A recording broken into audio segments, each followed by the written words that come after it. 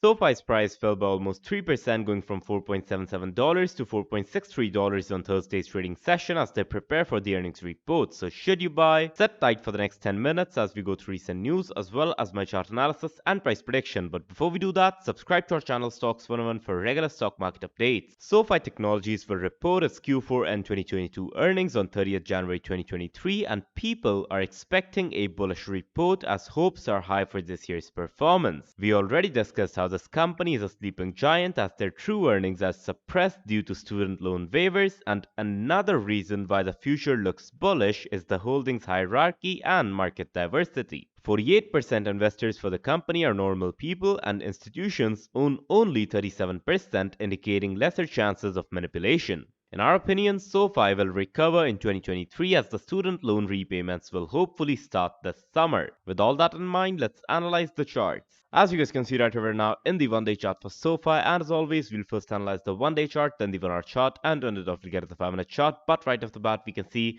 that the stock is falling down today. Right, the market just opened, it's 9:31 and 20 seconds. Right, we've already fallen down by 0.65%, and we earlier were in a gap up as well. So we've fallen by pretty much 1% in just a single minute, and we have volumes of about 431 shares traded, which is pretty much, well, somewhere around $2 million, I guess, right? If you multiply that with the $4.61, right?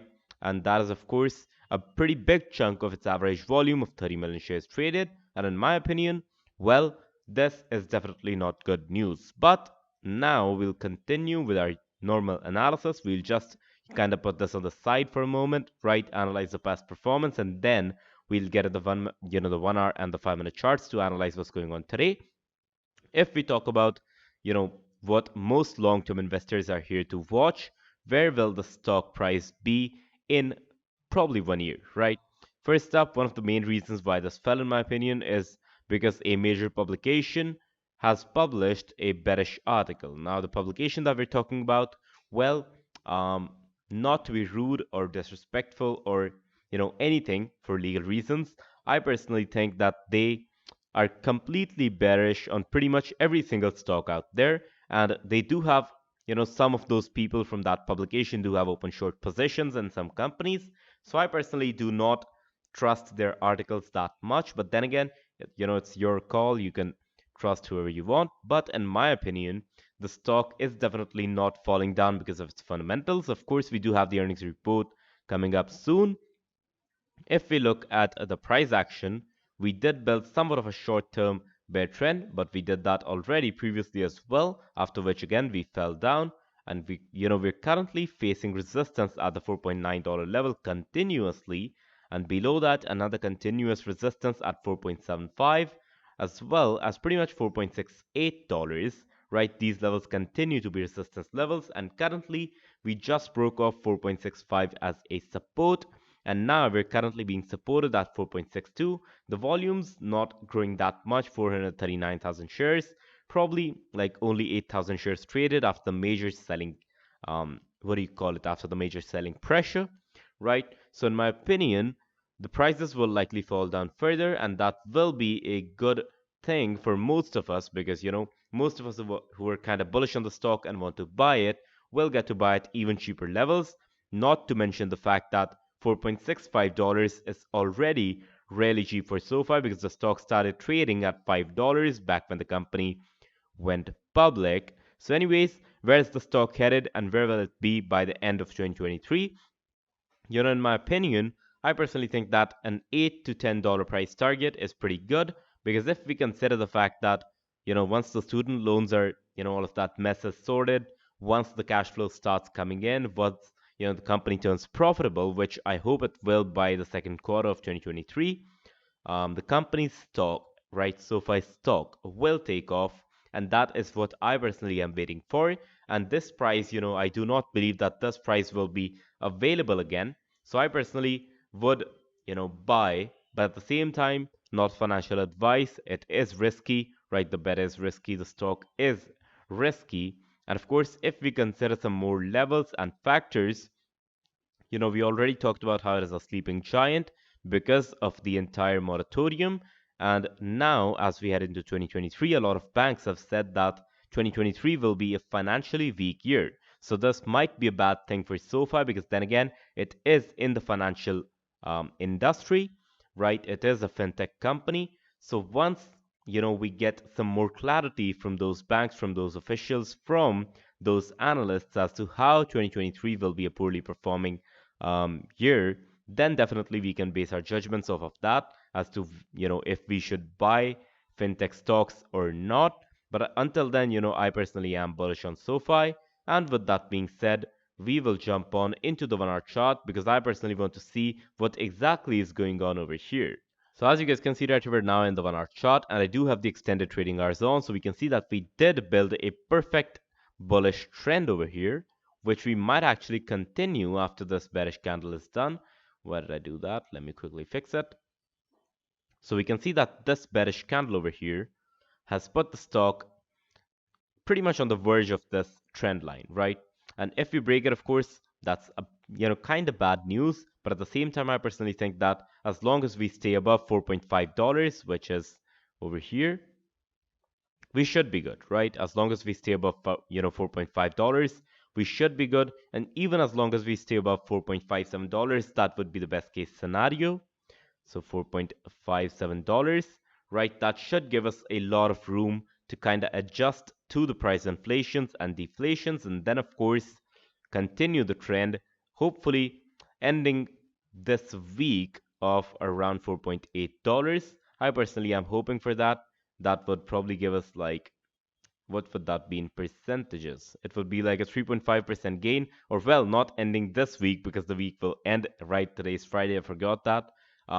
Probably ending, or rather, probably going into more, the future 3 or 5 days.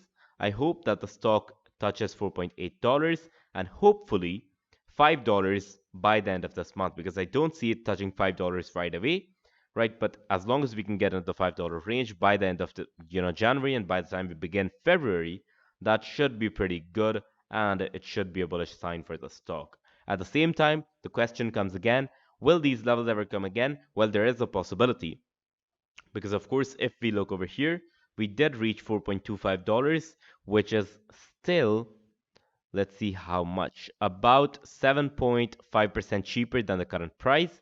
So yes, we might get better levels to buy at, but I personally think that um, we probably should focus on the DCA method. We probably should focus on the average cost than the overall cost, right? Than the one-time cost. We should, not focus on grabbing that one opportunity and going all in. We should rather build small steps all across the market and then execute that as a strategy, and then that would be the best way to make money as a trader. Of course, at the same time, I would like to address this small little fact, and that is a lot of people will tell you diversify your investment, diversify your investment. Sure, do that across 4 or 5 or 10 stocks, right? Or be like, hey, I want to put 30% of my money in risky stocks, I want to put 70% in safe stocks. Sure, but do not be like, hey, I have this amount of money, I have $1 million, I want to put $1,000 into 1,000 stocks, right? That's not the way diversification works.